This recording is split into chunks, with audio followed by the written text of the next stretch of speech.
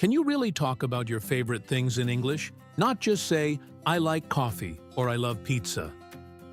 Today we'll show you how to express your likes, dislikes, and emotions like a native speaker in just a few minutes. Exactly. You'll learn how to sound more real, more confident, and more natural when you talk about your feelings.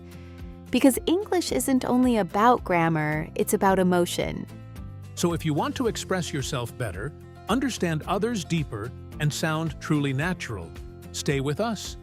And grab your drink, get comfortable, and let's talk easy about feelings and favorites. Hello everyone, and welcome back to Talk Easy English.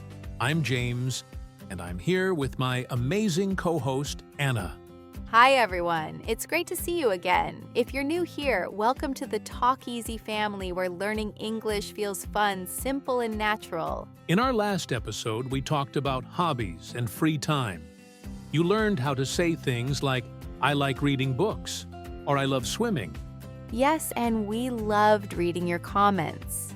So many of you shared your hobbies and what makes you happy. Today, we're going a little deeper. We'll talk about what you like, what you dislike, and how you feel the emotions behind your words. That's right, because learning to express emotions helps you connect with people. Not just talk to them. Exactly. And we'll also share some short stories and real-life examples to make it easy to remember. So, are you ready? Let's dive in. Okay, Anna, let's start simple. What's something you really like? I love chocolate, especially dark chocolate. It makes me happy. Instantly. I get that. For me, it's coffee. I can't start my day without it. So, we can say, I like coffee or I love coffee. What if we don't like something? Then we say, I don't like or I hate. For example, I don't like traffic or I hate being late. Perfect. Let's practice together. Say it with us. I like coffee. I love weekends. I don't like rain. I hate waking up early. That last one is so true for me. Same here. You can also say, I'm into for something you enjoy. For example, I'm into cooking or I'm really into movies. Or I'm not into spicy food. Great example. It sounds more natural than always saying I like. Yes. And native speakers use I'm into all the time. It sounds modern and friendly. Okay, now that we've talked about likes and dislikes, let's move to something deeper, emotions and feelings. Yes, because emotions are part of every conversation. We use them when we talk about our day, our friends, or even our coffee. True. So how do we talk about emotions in English? The easiest way is with I feel or I'm. For example, I feel happy or I'm tired. Right? And it's important to use the right words for the right moments. For example, when something good happens, you can say, I'm happy, I'm excited, I feel great today. Yes. And when things don't go well, you can say, I'm sad. I feel tired. I'm bored. I'm angry. Here's a quick note. Excited means very happy about something, like I'm excited for the weekend.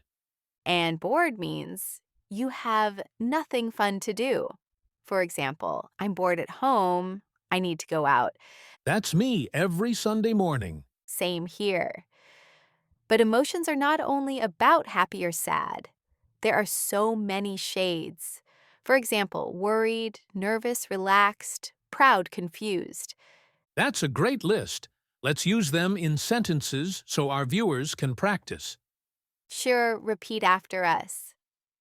I feel nervous before an exam. I'm proud of my family. I feel relaxed when I listen to music. I'm confused about this question.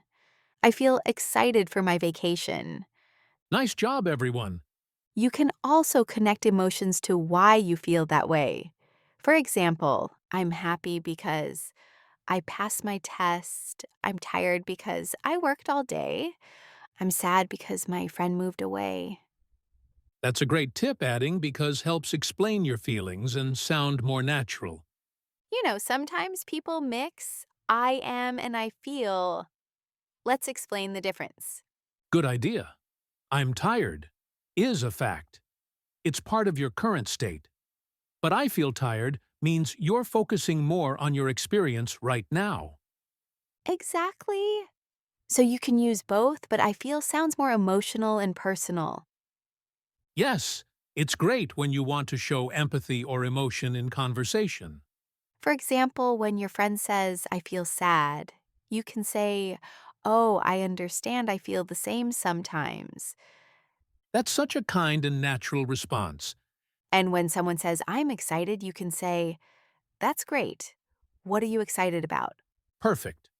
That's how you build real connections, not just grammar, but emotion. Let's make it fun with a quick story. Last week I met my friend Emily. She looked so happy. I asked, What happened? And she said, I got a new job. That's wonderful. Yes, but later she said, I feel nervous about my first day. So in one conversation, she used two emotions, happy and nervous. That's a perfect example. Emotions are mixed in real life. You can feel more than one thing at a time. So true. You can say, I'm excited but nervous. I'm happy and tired at the same time. I feel proud and a little shy. That sounds very real. People talk like that every day. Exactly. It's not about big grammar, it's about real feelings. And emotions also change depending on culture. Yes, for example, in some countries, people express emotions very openly. They say, I'm super happy or I'm so angry. But in others, like the UK, people prefer to keep it calm. They might just say, not bad, even if they're really happy. That's true. So, when you talk about emotions in English, keep your tone friendly and natural. Not too dramatic, not too cold. Well said. Let's do one more mini practice. Say it with us. I feel happy when I see my family. I feel relaxed after yoga. I'm nervous before a meeting. I feel proud when I help others. I'm tired, but thankful for today. Excellent work. You see, emotions are simple words, but they make your English alive. Yes, when you add feelings, you don't just speak English, you live it. Beautifully said, Anna. That reminds me of something funny that happened when I lived in London. Oh, a story. We love your stories. James, what happened? So one morning, I was at a coffee shop, right? The barista asked, "How are you today?" And I said, "I'm great, very American style." And how did she react? She looked a bit surprised and said, "Oh, that's nice." Oh no, too much enthusiasm for British mornings. Exactly. In the UK, people usually say, "Not bad, I'm all right," or "can't complain." Even if they're really happy, they keep it calm. Yes. It's like emotional balance is part of British culture. They don't show strong feelings easily. True. And in America, it's the opposite. People say, "I'm amazing" or "I'm awesome," even if they just woke up 5 minutes ago. That's so true. And in Turkey, people often ask, How are you just to show kindness? Not because they expect a long answer. Exactly. It's interesting how culture changes communication. So, for our viewers, here's the cultural tip of the day. When you're in an English speaking country and someone asks, How are you? A short, friendly answer like, I'm good, I'm fine, or not bad, is perfect, Yes, you don't need to tell your life story. Just smile and answer simply. right? But if you're close friends, you can be honest, like, I'm tired or I'm really happy today. That's the magic of language. The same words can sound different depending on the culture. Exactly. That's why we say, don't just learn words, learn how people use them. Well said. Let's connect this to real life now. What's something small that makes you happy every day? Anna? Easy morning coffee and music.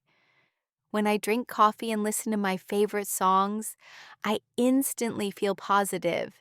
That sounds like a perfect start to the day. For me, it's walking in the park before work. I love seeing the sunrise. It makes me feel calm. Oh, that's beautiful.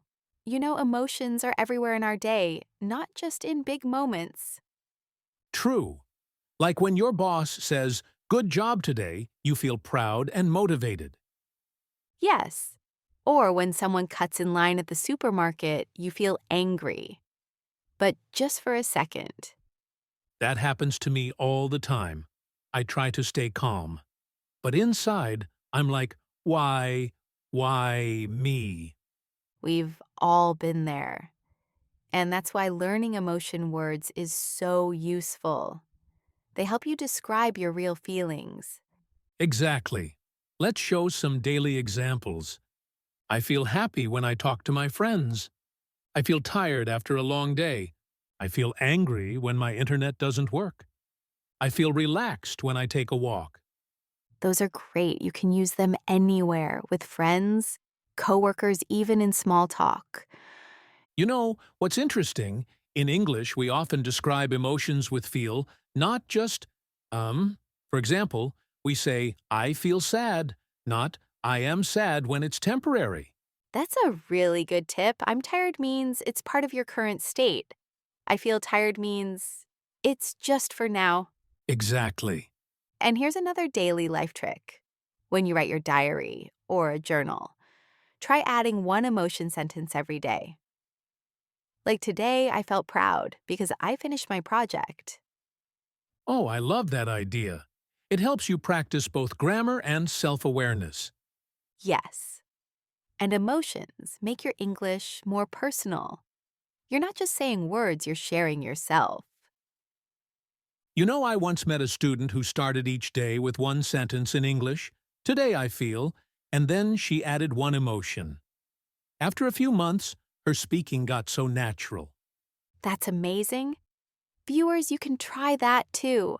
Just one sentence a day. Today I feel happy. Today I feel tired. Today I feel grateful. And if you want extra practice, write why. For example, I feel happy because I talked to my friend. Or I feel tired because I studied late. Simple, real, and effective. That's how you build emotional fluency. Totally. And remember, talking about emotions makes your English sound human, not robotic. Exactly. Because we don't just speak English, we live it every day. Okay, time for a quick practice. We'll say a sentence, and you say the emotion ready. Let's go. I love going to the beach. That's a like. I hate cleaning the house. That's a dislike. I'm excited for the weekend.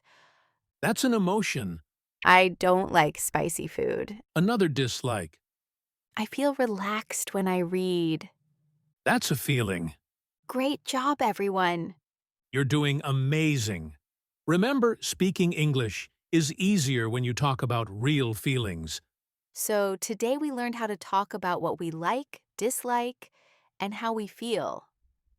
Exactly. We used real-life examples from coffee to emotions.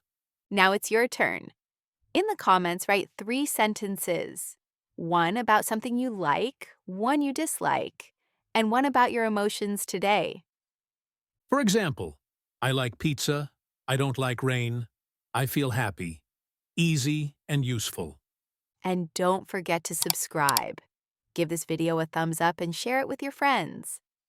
That's right. Every small step helps you speak English more naturally. Thanks for learning with us today, and remember, Learn step-by-step talk easy every day. Bye, everyone.